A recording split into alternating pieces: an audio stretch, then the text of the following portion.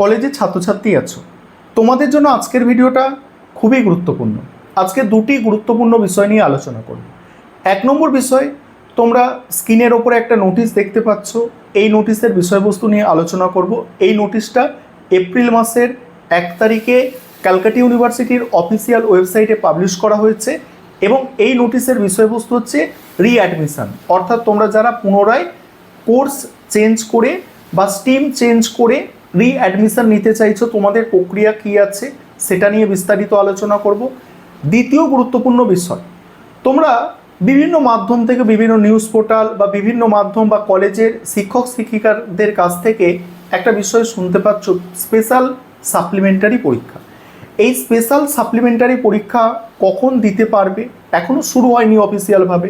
যদি শুরু হয় কখন দিতে পারবে, কোন সেমিস্টারে স্পেশাল সাপ্লিমেন্টারি পরীক্ষা দেওয়া যায় সেটা নিয়েও আলোচনা করব। কারণ একটা স্টুডেন্টের একটা বছর যাতে নষ্ট না হয় সেই জন্য এই স্পেশাল সাপ্লিমেন্টারি পরীক্ষার ব্যবস্থা হতে পারে, এরকম একটা আলোচনা পর্যায়ে চলছে, সেটা নিয়েও আলোচনা করছি। প্রথমে আজকে যে নোটিশটা তোমরা স্ক্রিনের ওপরে দেখতে পাচ্ছ, এই নোটিশের বিষয়বস্তুটা আলোচনা করি। দেখো, ধরো তোমরা ক্যালকাটা ইউনিভার্সিটির আন্ডারে কোনো একটা সেমিস্টারে পড়ছো, তোমরা এখন কেউ প্রথম সেমিস্টারে পড়ছো, কেউ 4th সেমিস্টারে, তো কেউ 6th সেমিস্টারে। ধরো যে সেমিস্টারে তোমরা পড়ছো সেই সেমিস্টারের সাবজেক্ট তোমার পছন্দ নয়, বা এমনও হতে পারে অনেকগুলো সাপ্লিমেন্টারি এসে গেছে। একটা 6th সেমিস্টারে তোমরা যারা পড়ছো, ধরো অনেক সাপ্লিমেন্টারি এসে গেছে, অনেকগুলো পেপার বিভিন্ন সেমিস্টারে আটকে গেছে। সেক্ষেত্রে ক্যালকাটা ইউনিভার্সিটি যে নতুন একটা সুযোগ দিয়েছে ছাত্রছাত্রীদের, সুযোগই বলতে পারো সেটা, যে রিঅ্যাডমিশন অর্থাৎ পুনরায় অ্যাডমিশন। এবছর অর্থাৎ নতুন শিক্ষাবর্ষে, এবারে যে নতুন শিক্ষাবর্ষে অ্যাডমিশন হতে চলেছে, সেই শিক্ষাবর্ষে তোমরা আবার নতুন করে অ্যাডমিশন নিয়ে প্রথম থেকে শুরু করতে পারবে। তবে সেক্ষেত্রে ক্যালকাটা ইউনিভার্সিটি কিছু ক্রাইটেরিয়া বলেছে, সেটা শুনুন।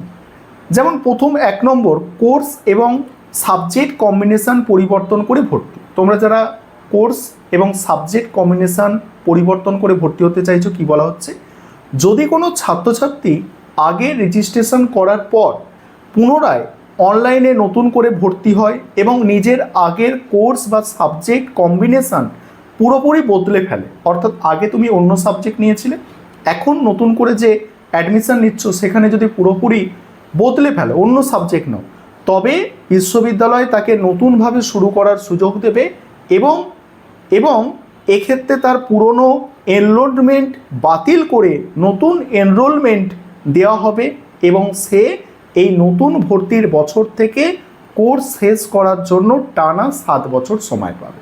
তাহলে বুঝতে পারলে যে তোমরা যদি সাবজেক্ট পরিবর্তন করে নতুন করে আবার অ্যাডমিশন নাও প্রথম সেমিস্টারে, ঠিক আছে, তাহলে তোমাদের যে পুরনো এনরোলমেন্ট ছিল সেটা বাতিল হবে এবং নতুন তোমরা এনরোলমেন্ট পাবে এবং তোমাকে কিন্তু পুরো 7 বছর সময় আবার দেবে ক্যালকাটা ইউনিভার্সিটি, সেটা তুমি পাস কোর্সেই পড়ো বা অনার্স কোর্সে পড়ো। দ্বিতীয় ক্ষেত্রে বলছে একই কোর্স বা সাবজেক্ট কম্বিনেশান রেখে ভর্তি। ধরো তুমি ইতিহাস অনার্স নিয়ে পড়ছো, বা যার এমডিসি সাবজেক্ট আছে, সেই এমডিসি সাবজেক্টে যেসব সাবজেক্ট আছে, সে ভাবছে যে আমি কলেজ চেঞ্জ করে বা আমি প্রথম থেকে আবার পড়বো, আমার কিছু সমস্যা এসে গেছে পড়াশোনায়, তাই প্রথম থেকে পড়লে আমার আবার ভালো হয়, প্রথম থেকে অ্যাডমিশান নিলে ভালো হয়, কিন্তু সাবজেক্ট আমি একই রাখতে চাইছি। সেক্ষেত্রে কী নিয়ম আছে? সেক্ষেত্রে নিয়ম বলা হচ্ছে যে দুটো নিয়মের কথা বলা হচ্ছে, যে যদি সেই পড়ুয়া আগের সেমিস্টারের পরীক্ষায় না বসে, অর্থাৎ কোনো পরীক্ষায় না বসে, কেবলমাত্র অ্যাডমিশান হয়েছিল, অ্যাডমিশান হয়ে ছেড়ে দিয়েছে, ঠিক আছে, আর কলেজেও যায়নি, কোনো পরীক্ষায়ও বসেনি, তবে তাকে আগের এনরোলমেন্ট বাতিল করে নতুন ভর্তির বছর থেকে পুরো 7 বছর সময় দেয়া হবে। কেউ যদি পরীক্ষায় না বসে থাকে, একবারও পরীক্ষায় বসেনি, তাকে 7 বছর সময় দেওয়া হবে। এবং দ্বিতীয় ক্ষেত্রে কি বলা হচ্ছে, দ্বিতীয় ক্ষেত্রে যদি সে আগে অন্তত একটা সেমিস্টারের পরীক্ষাতেও বসে থাকে, তবে তার আগের রেজিস্ট্রেশন নাম্বারটি বহাল থাকবে।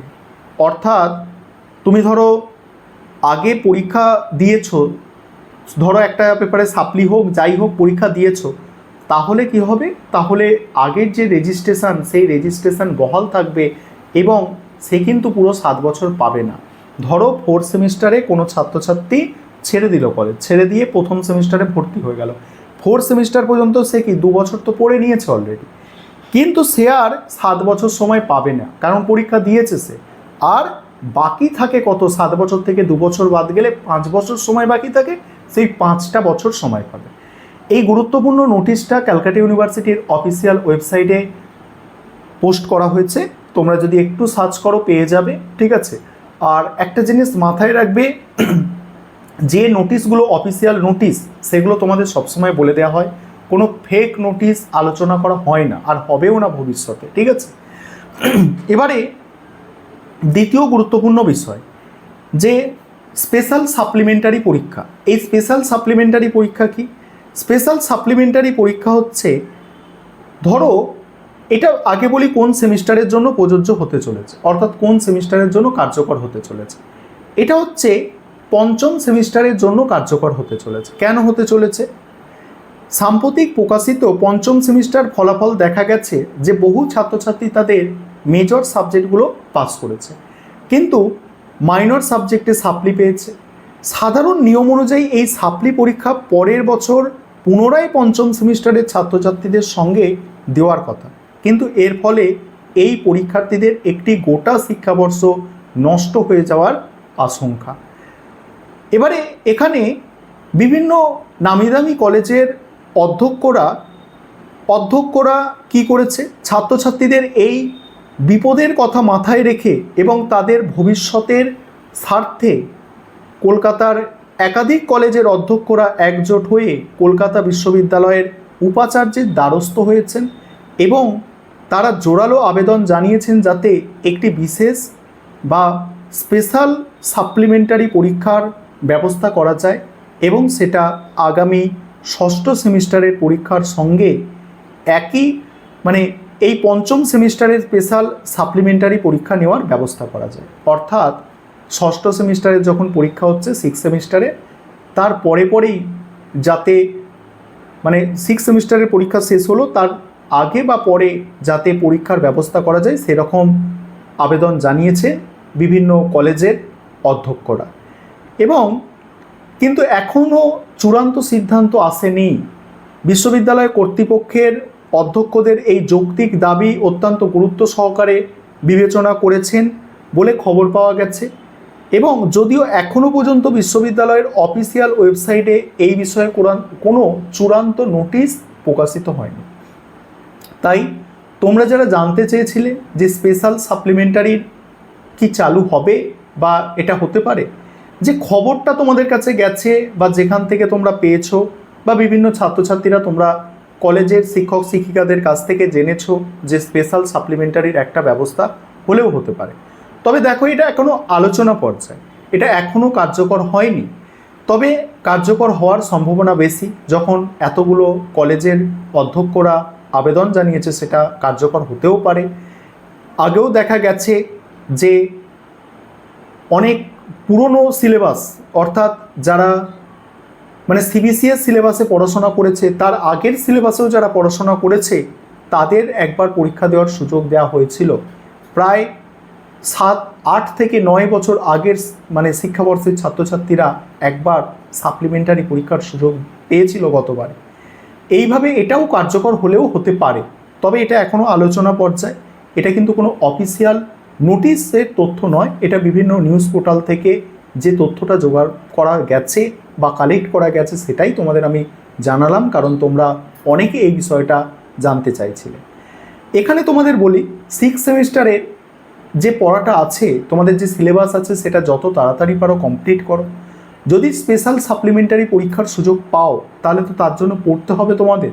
তার জন্য আগে কি করতে হবে, আগে যে সেমিস্টারটায় পড়ছো সেই সেমিস্টারের সিলেবাসটাকে কমপ্লিট রাখতে হবে, তবে তুমি গিয়ে কি করতে পারবে, তোমাকে এই সুযোগ দেওয়া হলে স্পেশাল সাপ্লিমেন্টারি পরীক্ষার সুযোগ এলে সেটাকে কাজে লাগাতে পারবে। কারণ পড়তে হবে তবে তুমি সাপ্লি ক্লিয়ার করতে পারবে, সেই বিষয়টা একটু মাথায় রাখবে। তাই 6 সেমিস্টারের সিলেবাসটা যত তাড়াতাড়ি পারো ক্লিয়ার করবে, এবং এই সংক্রান্ত যদি কোনো অফিসিয়াল নোটিশ আসে অবশ্যই তোমাদের সঙ্গে আমি সবার আগে শেয়ার করার চেষ্টা করব।